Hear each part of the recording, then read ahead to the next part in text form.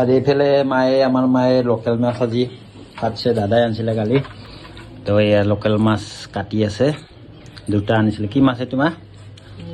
মিৰিকা মাছ। মিৰিকা মাছ পুৰা আজি আৰু ডাঙৰ হয় নেকি?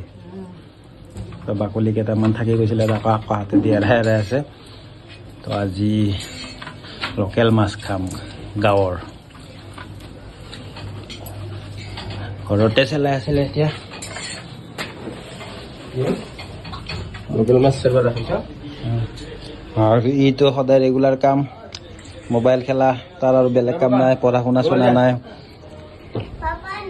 আৰু এতিয়া বৰ্তমান মোক এতিয়া দিছে ৰুটি, গাখীৰ আৰু ডিম, আৰু এইপিনে বেঙেনা ফ্ৰাই। খাই লওঁ। মাছটো কি দি ভাজবা? কি দি বনাবা? মাছটো কি এতিয়া কি কৰবা? কি দি বনাবা? টেঙা দি বনাবা নেকি? টেঙা নাই, টেঙা দি কৰা হৈ গ'ল। এতিয়া কি দি বনাবা? শুকান ভাজি। দালি ভাত, শুকান ভাজি।